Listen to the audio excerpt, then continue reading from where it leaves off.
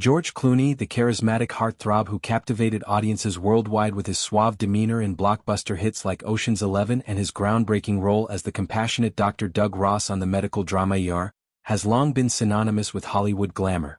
Yet, long before the red carpets, the Oscar wins, and the directorial triumphs, Clooney's journey was marked by humble, often unglamorous beginnings that tested his resilience and humor. In a recent candid conversation on a popular morning talk show, the actor peeled back the layers of his pre-fame life, revealing a particularly off-putting gig that involved intimate foot care for the elderly, a job so nauseating in its details that it still elicits a mix of laughter and cringe from those who hear the tale. This revelation not only humanizes one of cinema's most polished icons but also underscores the gritty determination that propelled him from small-town obscurity to global stardom. Picture this. A young George Clooney, just 18 years old, fresh out of high school in the sleepy suburbs of Kentucky, navigating the uncertainties of adulthood with little more than ambition and a winning smile.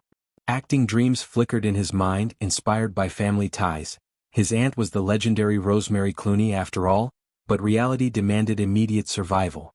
Hollywood wasn't calling yet, so Clooney took what work he could find, landing a position at a local shoe store where the daily grind involved far more than measuring inseams or recommending the latest sneaker trends. No, this role thrust him into the world of podiatric assistance, a niche service offered by the store to cater to an aging clientele plagued by the ravages of time on their feet. Corns, bunions, hammertoes, these were the enemies Clooney battled daily, armed not with surgical precision but with rudimentary tools that now seem comically archaic. As Clooney recounted the experience with his trademark wit, he stretched out his own foot in demonstration, curling his toes to mimic the gnarled deformities he encountered.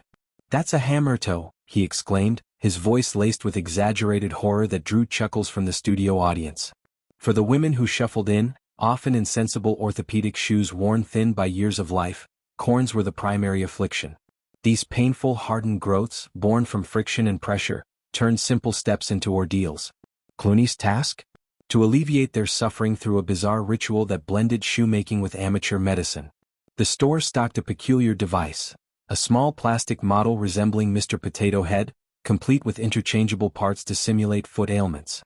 But the real action happened with this stretching shoe, a contraption riddled with holes designed for targeted relief. The process, as Clooney described it, was equal parts science experiment and comedy of errors. First, he'd spritz the afflicted foot with a fine blue powder, a dusty agent that highlighted the corn's contours like a forensic dusting for fingerprints. This visual aid allowed him to pinpoint the exact trouble spot amid the calluses and crevices. Then came the insertion. A small implement, akin to a plug or probe, was gently worked into the powdered area, followed by the shoe's stretching mechanism. With a firm twist or pull, details Clooney animated with theatrical flair, the device expanded the opening, ostensibly easing the pressure and providing momentary comfort.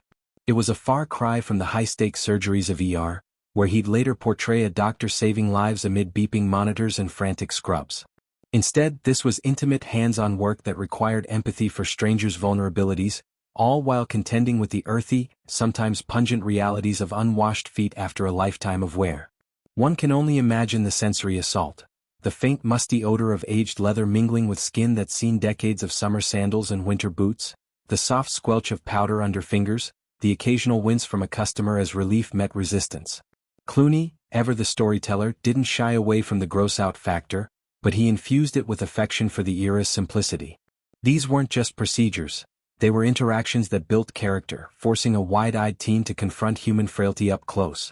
In an industry now obsessed with filters and facades, Clooney's anecdote serves as a reminder that true star power often emerges from the muck, the literal and figurative kind. He joked about being the original cornhole, a pun that landed with perfect timing, eliciting groans and applause alike. Yet beneath the levity lies a profound truth. Those stretching sessions weren't just about feet, they stretched Clooney himself, broadening his capacity for patience, humor, and connection. Reflecting on this chapter, Clooney's eyes sparkled with the hindsight only success affords. That shoe store gig, nauseating as it was, became a proving ground. It taught him the value of service, the art of making the mundane memorable, and perhaps even honed the observational skills that later fueled his sharp comedic timing in films like Oh Brother, Where Art Thou? Kentucky's rolling hills and tight-knit communities had already instilled a grounded Midwestern ethos, but this job added grit, a layer of authenticity that no acting class could replicate. Friends and family recall Clooney as the kid who performed magic tricks at parties, charming relatives with sleight-of-hand wonders. But magic doesn't pay bills, and so he traded card flourishes for foot files, dreaming of spotlights while navigating calluses. Fast forward to today, and Clooney's career is a testament to that early perseverance. From the emergency room chaos of ER, where he became TV's ultimate fantasy doctor, to the slick heists of Ocean's 11, where he embodied cool under pressure, his roles often echo themes of redemption and reinvention. Directing poignant dramas like The Ides of March and producing socially conscious fare through his Smokehouse Pictures banner, Clooney has evolved into a force for good, advocating for human rights and environmental causes. Yet he never forgets the ladder's rungs he climbed. In interviews he often credits those pre-fame hustles, bartending, tobacco farming, even a stint selling insurance, for keeping him relatable. "I've shoveled a lot of to get here," he quipped once, a nod to literal farm work that parallels the figurative dung of foot care.